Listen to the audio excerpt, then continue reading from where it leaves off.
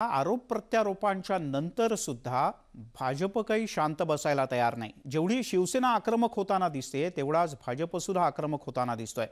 भाजपचे आमदार राम कदम यांनी तर थेट म्हटलंय की आधी सीबीआयचा तपास तर पूर्ण होऊ द्या, त्याआधीच क्लीन चिट आणि प्रत्यारोप कशाला। सामनाकार आणि महाराष्ट्राचं सरकार यांनी जणू काय विडाच उचललाय सुशांत सिंग राजपूतचं कुटुंब आणि मेल्याच्या नंतर सुशांत सिंगचा देखील अपमान करणं, त्याला पीडित करणं, प्रताडित करणं। सुशांतच्या बाबतीत अजून सीबीआयचा तपास पूर्ण झाला नाही, तपास अजूनही सुरू आहे, तरी देखील निष्कर्ष काढण्याची एवढी उतावळी, एवढी घाई महाराष्ट्र सरकारला का, याचं आश्चर्य कमी आणि नेमकं त्यांना कोणाला वाचवायचं आहे हा प्रश्न राज्याच्या आणि देशाच्या जनतेसमोर पहिल्यांदा उभा राहतो। आणि याच सगळ्या विषयावरून सामनानं काय म्हटलं होतं नेमकं आणि त्यावरून आता कशा पद्धतीनं वादविवाद रंगू शकतात तेही आपण पाहण्याचा प्रयत्न करूयात। सामनामध्ये नेमकं काय म्हटलंय आपण पाहूयात। सुशांत सिंह प्रकरणी सत्य अखेर बाहेर आलं। या प्रकरणी ज्यांनी महाराष्ट्राची यथेच्छ बदनामी केली त्यांचे पुरते वस्त्रहरण झालं। गुप्तेश्वरांना महाराष्ट्र द्वेषाचा गुप्तरोग झाला होता, सत्य आता एम्सनं बाहेर आणलं। अभिनेता सुशांत सिंह राजपूत यानं गळफास घेऊन आत्महत्याच केली आणि त्याचा खून वगैरे झाला नाही असं सत्य पुराव्यासह एम्सचे डॉक्टर सुधीर गुप्ता यांनी समोर आणलं। एम्सनं सुशांत प्रकरणी जो अहवाल दिला तो अंधभक्त नाकारणार आहेत का? मुंबई पोलिसांची ज्यांनी यथेच्छ बदनामी केली, मुंबई पोलिसांच्या तपासावर ज्यांनी रोज प्रश्नचिन्ह निर्माण केली, त्या राजकीय पुढाऱ्यांनी, कुत्र्यासारख्या भुंकणाऱ्या गलिच्छ वृत्तवाहिन्यांनी महाराष्ट्राची माफीच मागायला हवी। सीबीआयला बोलवा असं किंचाळणाऱ्यांनी मागच्या 40-50 दिवसात सीबीआय काय करतेय हा साधा प्रश्न विचारला नाही। सुशांतच्या मृत्यूचे ज्यांनी भांडवल केले, मुंबईला पाकिस्तानची बाबराची उपमा दिली, त्या नटीबाई आता कोणत्या बिळात लपलेत असा प्रश्न सुद्धा सामनानं विचारलाय। ज्यांनी मागच्या 100 दिवसात महाराष्ट्राची मुंबई पोलिसांची यथेच्छ बदनामी केली अशा गुप्तेश्वरी नट्या आणि गुप्तेश्वर आता कोणतं प्रायश्चित्त घेणार आहेत? हाथरस बलात्कार प्रकरणात शेपूट घालून बसणाऱ्यांनी महाराष्ट्राच्या मर्दानगीची परीक्षा घेऊ नये असं सामनानं आपल्या अग्रलेखात नमूद केलं आहे। आणि याच संदर्भात आपण अधिक जाणून घेऊयात। प्रियांका चतुर्वेदी काँग्रेसच्या प्रियांका चतुर्वेदी शिवसेनेच्या नेत्या आपल्यासोबत जोडल्या गेलेल्या आहेत। प्रियांकाजी, काय म्हणणं आहे तुमचं? शिवसेनेला इतकं थेट सगळ्यांबद्दल म्हणायचंय? शिवसेना सोडून बाकी सगळे चोर आहेत किंवा सगळेच चुकले?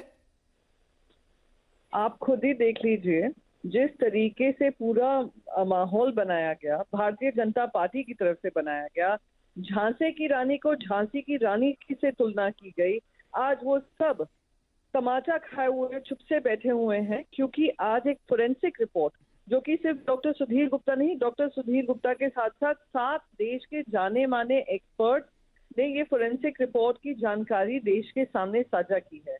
50 सीबीआई की इन्वेस्टिगेशन को हो गया, पर उस 50 दिन में इतना हमने शांति से बैठे रहे। हमने कहा पूरी इन्वेस्टिगेशन की प्रकरण होनी चाहिए, जो इन्वेस्टिगेशन जब खत्म होगा हम उसका सम्मान करते हैं। पर वही भारतीय जनता पार्टी ने जब मुंबई पुलिस इन्वेस्टिगेशन कर रही थी उन पे किस तरीके की अनर्गल बयानबाजी की। मुंबई की तुलना पाकिस्तान से कर दी जाती है, बाबर सेना कहलाया जाता है, आप कॉन्स्पिरेसी थियोरीज लाते हैं। देवेंद्र फडणवीस जो खुद यहाँ इस राज्य के मुख्यमंत्री रह चुके हैं, वो मुंबई पुलिस के बारे में बात करते हैं। उनकी वाइफ तक मुंबई पुलिस के बारे में अपमानजनक शब्दों का इस्तेमाल करती हैं। तो ये सारी चीजें ये साबित करती हैं कि हम भी सच्चाई सामने आए उसका इंतजार कर रहे थे, और अब जब सामने हैं तो हम उन सबसे कहेंगे कि माफी मांगे जिन्होंने मुंबई से लेकर महाराष्ट्र और महाराष्ट्र की सरकार की बदनामी में शामिल है। खास करके वो भारतीय जनता पार्टी के राम कदम भी जो वीडियो बनाकर भेज रहे हैं। आपल्यासोबत राम कदम नाही आहेत आता, पण भाजपचे माजी खासदार आणि नेते किरीट सोमय्या आपल्यासोबत आहेत। किरीटजी, आता एम्सचा रिपोर्ट आलाय, माफी मागणार भाजप? परत आपण थोडी घाई करतोय।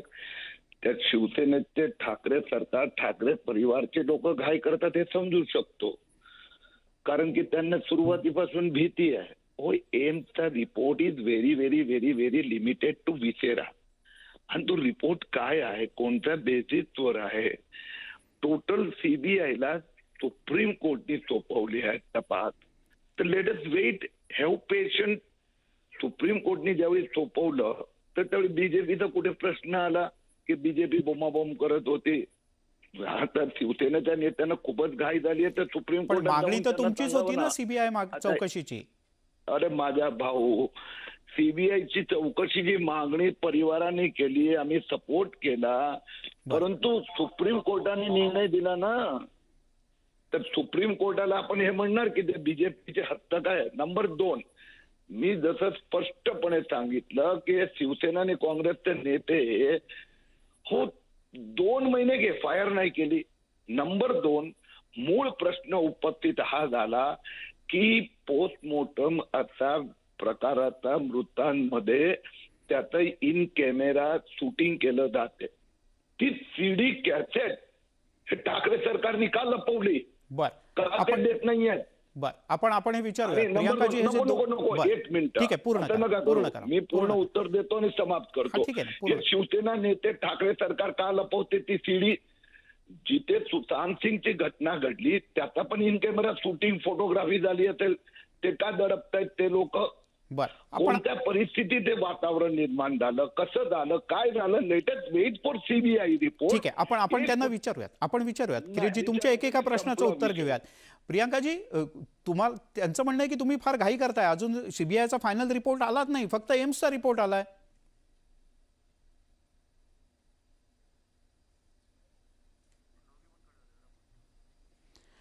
प्रियांका चतुर्वेदी, शिवसेनेच्या खासदार. प्रियांकाजी, माझा आवाज पोहोचतोय तुमच्यापर्यंत? प्रियांका चतुर्वेदी यांच्यापर्यंत आवाज पोहोचत नाही आपला. किरीट सोमय्या, भाजपचे नेते आपल्यासोबत आहेत. आपण या दोघांशी बोलणार आहोत, पण दरम्यानच्या काळात आपण पाहूयात ज्या षडयंत्राचा आरोप झाला, या षडयंत्राच्या संदर्भात मुंबई पोलीस आयुक्तांनी सुद्धा आता असं स्पष्टपणे म्हटलेलं आहे की काही जण सोशल मीडियाच्या माध्यमातून काही षडयंत्र मुंबई पोलिसांच्या संदर्भात करत होते का, याचाही तपास केला जाईल. पोलीस आयुक्त परमबीर सिंग यांनी काय म्हटलंय पाहूयात. पहली प्रतिक्रिया तो यही है, हमें आश्चर्य नहीं हुआ है. I am not surprised. We always do the very very truthful and professional investigation. और कूपर हॉस्पिटल के डॉक्टर्स ने एक प्रोफेशनल पोस्टमार्टम करके अपनी रिपोर्ट दी थी. हमारा इन्वेस्टिगेशन ऑनगोइंग था. उसके बाद द ऑनरेबल सुप्रीम कोर्ट ने जब बिहार का एफआईआर ट्रांसफ़र कर दिया सीबीआई को, तो हमने पूरा डॉक्यूमेंट्स, पूरी एविडेंस शेयर की सीबीआई के साथ. एंड वही एविडेंस एग्जामिन की एम्स के पैनल ने. एंड जैसा मुझे मीडिया के माध्यम से पता लगा है कि उसके बाद इस प्रकार का निष्कर्ष आया है कि ये सुसाइड थी, तो मुझे आश्चर्य इसमें बिल्कुल नहीं है. लेकिन एक चीज़ अवश्य कहना चाहूँगा कि जब हमने अपनी रिपोर्ट सुप्रीम कोर्ट ने, ऑनरेबल सुप्रीम कोर्ट ने हमसे प्रोग्रेस रिपोर्ट मांगी थी, उसमें हमने अपनी प्रोग्रेस रिपोर्ट सबमिट की थी ऑनरेबल सुप्रीम कोर्ट को. वो रिपोर्ट सिर्फ 5 या 6 व्यक्तियों ने देखी थी. उसमें इन्वेस्टिगेटिंग ऑफिसर थे, सीनियर इंस्पेक्टर थे, डिप्टी कमिश्नर थे, commissioner of police, advocate general state K end honourable supreme court K justice थे, जिनको एक सील एनवेलप में रिपोर्ट सबमिट की गई थी. सुप्रीम कोर्ट ने ऐसा जाहिर किया था कि उनको हमारे इन्वेस्टिगेशन में कोई फॉल्ट नहीं मिला. जितने लोग हमारे इन्वेस्टिगेशन को क्रिटिसाइज़ कर रहे थे, बिना किसी जानकारी के, बिना कुछ देखे हुए क्रिटिसाइज़ कर रहे थे. इन्वेस्टिगेशन रिपोर्ट कॉन्फिडेंशियल रिपोर्ट थी, सील्ड एनवेलप में थी. और मैं चैलेंज करता हूं कि कितने व्यक्तियों ने चैलेंज पे, जो चैनल्स पे जाके और अलग अलग जगह से हमारे इन्वेस्टिगेशन को क्रिटिसाइज़ कर रहे थे, कितने लोगों को मालूम है हमारा इन्वेस्टिगेशन क्या हुआ, किसने क्या क्या बयान दिया. कोई, मैं चैलेंज करता हूं, कोई भी बता दे. सब बिना जानकारी के क्रिटिसाइज़ कर रहे थे. जो वेस्टेड इंटरेस्ट थे, मोटिवेटेड कैंपेन था. एंड मुझे लगता है कि जो मीडिया के माध्यम से जानकारी मिली कि एम्स की रिपोर्ट सपोर्ट करती है जो कूपर हॉस्पिटल की फाइंडिंग थी और जो हमारा इन्वेस्टिगेशन चल रहा था, तो इसका मैं स्वागत करता हूं और मुझे बिल्कुल इसमें आश्चर्य नहीं है. Thank you.